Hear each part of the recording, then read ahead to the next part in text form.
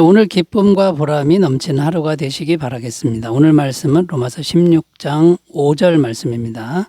또 저의 집에 있는 교회에도 문안하라. 내가 사랑하는 에베네도에게 문안하라. 그는 아시아에서 그리스도께 처음 맺은 열매니라. 아멘. 오늘 말씀에 보면 저희 집에 있는 교회에도 문안하라 이렇게 표현하고 있는데, 저희 집은 누구를 의미하냐면 브리스가와 아굴라 부부의 집입니다. 저희 집에 있는 교회는 브리스가와 아굴라 부부가 자기의 집을 예배처와 교제 장소로 내놓은 것을 의미하는 것이죠. 자, 그런데 저희 집에 있는 교회다 이렇게 표현하고 있다는 것을 우리가 주목해야 합니다.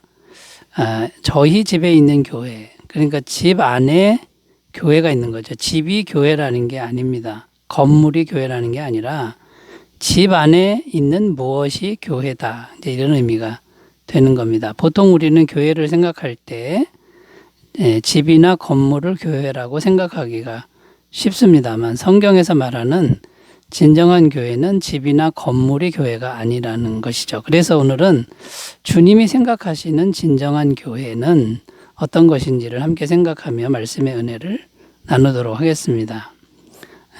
교회의 진정한 의미, 첫 번째는요, 진정한 교회는 건물이 아니라 성도들의 모임이다라는 겁니다. 구원받은 성도들의 모임이다라는 것이죠. 앞에서 저희 집에 있는 교회라고 했을 때, 집에 있는 교회는 그 브리스가와 아굴라 집 안에 모여 있는 성도들입니다. 성도들의 모임이 교회다라는 거죠. 그러니까 건물이 교회가 아니라 사람이 교회다, 이런 의미가 됩니다.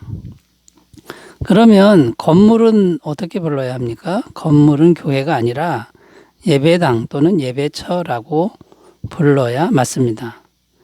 자, 교회라고 하는 단어의 원어를 살펴보면 에클레시아라는 단어입니다. 에클레시아의 의미는 밖으로 불러내다, 이런 뜻인데, 누가 누구를 어디로 불러내는 겁니까? 하나님이 성도를 불러내는데 세상에서 거룩한 곳으로 불러내는 것을 의미합니다. 거룩한 곳이란 어디를 말하느냐면 집이 아닙니다. 건물이 아니라 거룩하신 하나님을 예배하는 사람들이 모인 곳.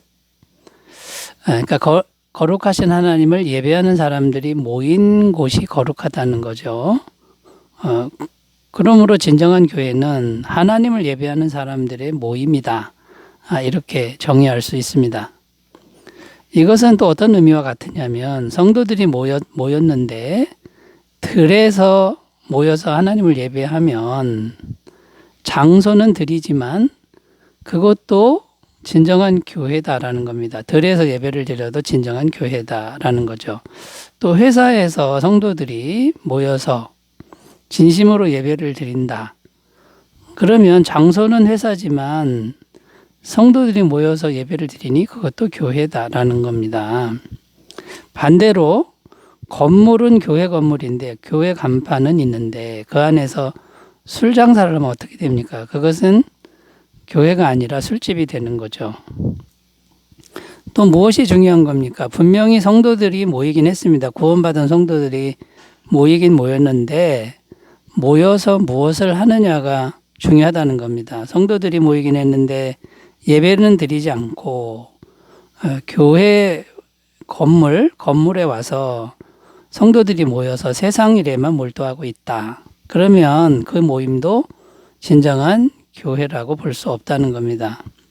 이런 교회는 진정한 교회가 아니라 세상 집단과 같다는 겁니다. 예수님 당시에 성전 안에 장사꾼들이 많았습니다. 장소는 성전인데 그 안에서 장사만 했기 때문에 진정한 교회라고 할 수는 없는 겁니다. 결론적으로 말씀드려서 진정한 교회는 건물이나 집이 아니라 구원받은 성도들이 모여서 하나님을 예배하는 모임이다. 이것을 우리가 분명히 알고 그 모임을 위해, 예배하는 모임을 위해 돕고 기도하고 봉사하는 삶을 잘 사시기를 바라겠습니다. 자, 진정한 교회 첫 번째 살펴봤고요. 진정한 교회는 어떤 것일까요? 두 번째는요. 진정한 교회는 거룩한 공교회다라는 겁니다. 거룩한 공교회라는 용어를 사용했는데 세상에 교회가 많습니다. 지역별로도 많고 또 세계적으로도 많습니다.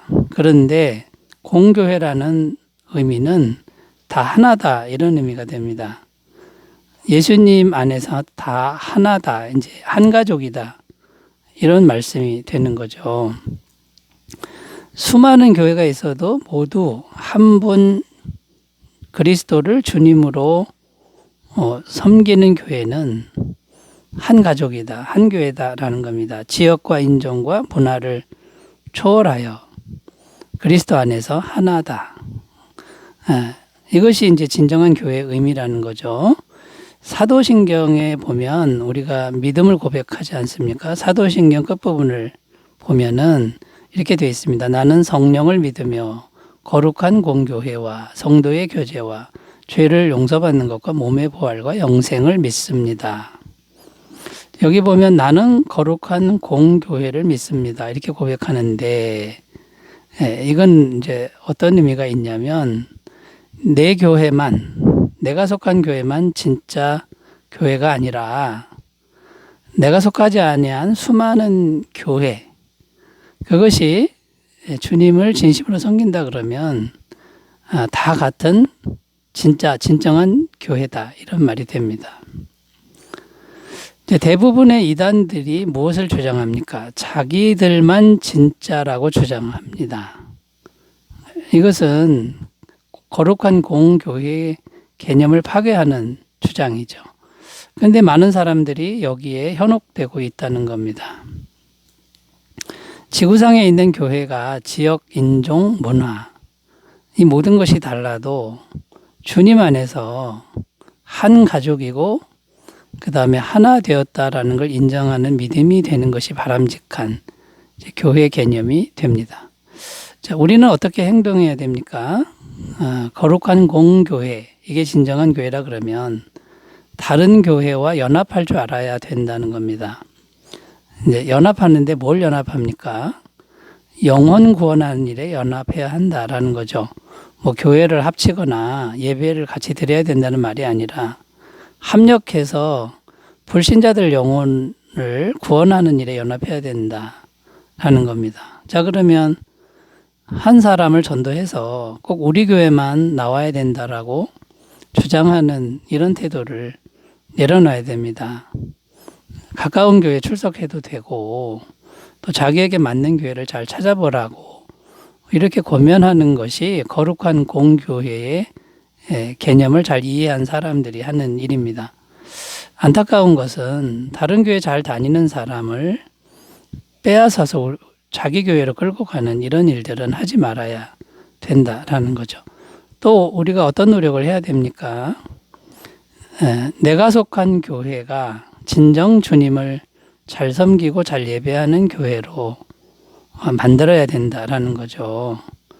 그래야 우리 교회가 거룩한 공교회 안에 들어갈 거 아닙니까? 우리 교회가 예배도 제대로 안 드리고 주님을 진정 섬기지 못하는 교회다 그러면 다른 교회는 다 거룩한 공교회에 들어가는데 우리 교회가 제외될 수 있다라는 겁니다. 자, 모일 때마다 주님을 잘 예배하고 순종하는 그런 노력을 잘 기울이었으면 좋겠습니다. 거룩한 공교회를 잘 만들어 가시기 바라겠습니다. 자, 세 번째로 가겠습니다. 교회의 진정한 의미는 무엇일까요?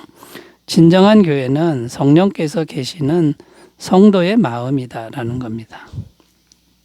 고린도서 3장 16절에 있습니다. 너희는 너희가 하나님의 성전인 것과 하나님의 성령이 너희 안에 계시는 것을 알지 못하느냐. 이게 무슨 말이냐면 성도, 구원받은 성도가 바로 성전이다 라는 말씀인데요. 왜 그러냐면 성도 안에 성령님이 계시기 때문입니다. 성령님은 하나님이시죠. 하나님이 계시니까 성도의 몸이 성전인 겁니다. 그런데 성령은 성도의 몸 안에 어떻게 계시게 된 겁니까? 예수님을 영접하여 예수님이 주시는 죄사함을 받으니 성령님이 속에 임하게 된 것이죠. 그런데 우리 안에 계신 성령님은 어떤 일을 하십니까? 자꾸만 성도들이 흩어지지 않고 모이게 한다라는 겁니다. 에베소서 4장 2절 3절 모든 겸손과 온유로 하고 오래 참음으로 사랑 가운데서 서로 용납하고 평안에 매는 줄로 성령이 하나 되게 하신 것을 힘써 지키라. 이 말씀에 보면 성령은 성도를 자꾸 모아서 하나 되게 한다라고 표현하고 있는 겁니다. 사도행전 2장 1절에 4절 오순절 날이 이미 이르매 그들이 다 같이 한 곳에 모였더니 호련히 하늘로부터 급하고 강한 바람 같은 소리가 있어 그들이 앉은 온 집에 가득하며 마치 불의 혀처럼 갈라지는 것들이 그들에게 보여 각 사람 위에 하나씩 임하여 있더니 그들이 다 성령의 충만함을 받고 성령이 말하게 하심을 따라 다른 언어들로 말하기를 시작하니라. 이 말씀은 초대교회가 어떻게 탄생하게 됐는지를 말씀하는 내용인데요. 오순절날 성령이 제자들에게 임하자 초대교회가 탄생했다는 겁니다. 무슨 말입니까? 성도 안에 성령이 임하니까 성도들의 모임인 교회는 자동적으로 생겼다는 말씀이죠. 그렇다면 진정한 교회의 출발은 어디서부터냐? 이 말입니다. 성도의 마음에 성령이 계시는 것이 진정한 교회의 출발점이 된다. 그러므로 진정한 교회는 성도의 마음에 성령이 계시는 것이다라는 겁니다. 자, 그러므로 성도인 우리가 지속적으로 할 일은 무엇입니까? 우리 마음에 성령님이 충만하도록 노력해야 되는 겁니다. 우리 안에 성령님이 충만해지면은 잘 모일 수밖에 없습니다. 만약 성령님이 충만하지 않고 고갈되면 자꾸 흩어지게 된다라는 거죠.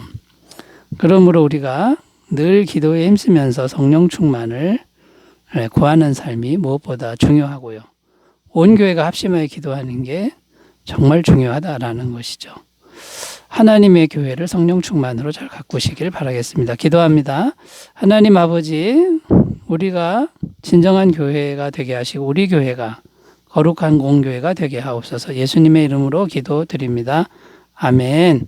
기쁜 하루 되시기 바라겠습니다. 감사합니다.